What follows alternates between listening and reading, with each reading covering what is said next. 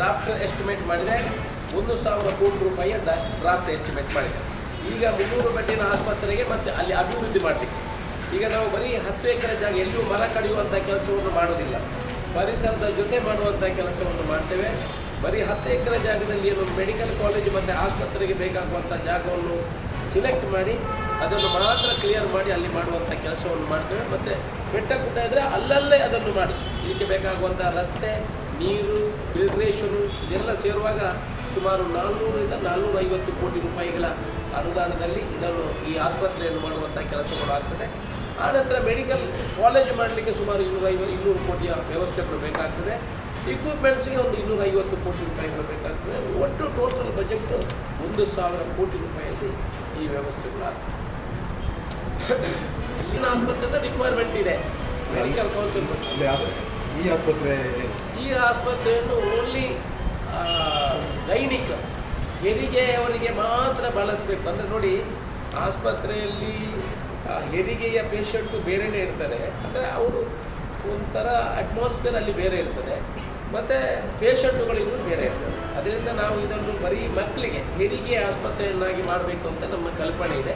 ಇದನ್ನು ಇಲ್ಲೇ ಉಳಿಸ್ಕೊಳ್ತೀವಿ, ಇದನ್ನೇನು ಬದಲಾವಣೆ ಮಾಡುವುದಿಲ್ಲ. ಇದು ಇನ್ನಷ್ಟು ಅಪ್ಗ್ರೇಡೇಷನ್ ಮಾಡಿ ಇದು ಮಹಿಳೆಯರ ಹೆರಿಗೆಯ ಸೆಕ್ಷನನ್ನು ಮಾಡುವಂಥ ಪ್ಲ್ಯಾನನ್ನು ಮಾಡ್ತೀವಿ. ಯಾವ ಸಂದರ್ಭದಲ್ಲಿ ಆಗ್ಬೋದು? ಇನ್ನು 15 ದಿವಸದಿಂದ 20 ದಿವಸ ಒಳಗೆ DPR almost DPR is draft line is ready. And then 15 to 20 days maximum we have given the time for the prepare the DPR. ಅದಾದ ಕೂಡಲೇ there is no further discussion. Cabinet ಬರಬೇಕು, ಅಲ್ಲಿ ಬರಬೇಕು. It is already order has been sanctioned. So ಇನ್ನೂ ಕೂಡ cabinet ಬರಲಿಕ್ಕೆ tender ಪ್ರಸ್ತಾವ ಇನ್ನೊಂದು 2 ತಿಂಗಳ ಒಳಗೆ ಡ್ರಾಫ್ಟ್ ಲೈನ್ DPR ಅಂತ ಹೇಳಿದ್ರೆ ಪೂರ್ತಿ ಮೆಡಿಕಲ್ ಕಾಲೇಜಿಗೆ ಪೂರ್ತಿ ಆಗಿದೆ. ಮತ್ತು ಡ್ರಾಫ್ಟ್ ಲೈನ್ ಅಂತಂದರೆ ಅಂದಾಜು ಎಸ್ಟಿಮೇಟು. ಈಗ ಸರ್ವೆ ಮಾಡಬೇಕು, 40 ಎಕರೆಯನ್ನು ಸರ್ವೆ ಮಾಡಬೇಕು, ಎಲ್ಲಿ ಕೂಡಿಸ್ತದೆ ಏನು, ಅಲ್ಲಿಗೆ ರಸ್ತೆಗಳ ವ್ಯವಸ್ಥೆ ಮಾಡಬೇಕು, ಅಲ್ಲಿಗೆ ಡ್ರೈನೇಜ್ ಸಿಸ್ಟಮು ಮತ್ತು ನೀರಿನ ವ್ಯವಸ್ಥೆಗಳೆಲ್ಲ ಮಾಡಬೇಕು. ಈಗ ಫೈನಲ್ DPR ಮಾಡಬೇಕು. ಅದಕ್ಕೊಂದು 15 ದಿವಸ ಅಲ್ಲಿ ಬರುವಂಥ ಅಪ್ರೋಚ್ ರೂಟ್ಗಳನ್ನು ಫೈನಲ್ ಮಾಡಬೇಕು.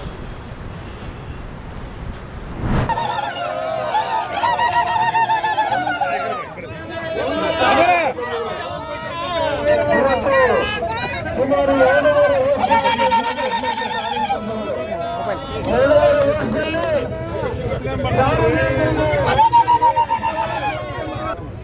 ಅನ್ಯಾಯವಾಗಿರ್ತಕ್ಕಂಥ ಸರ್ಕಾರ ಸರ್ಕಾರ ಇವತ್ತು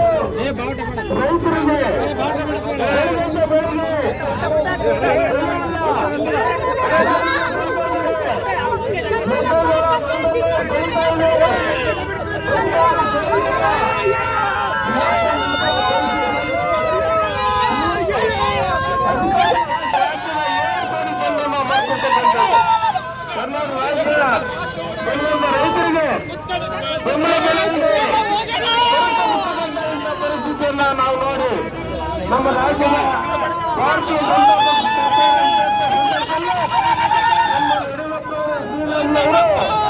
ರೈತರಿಗೆ ಎಲ್ಲ ಸಮಸ್ಯೆ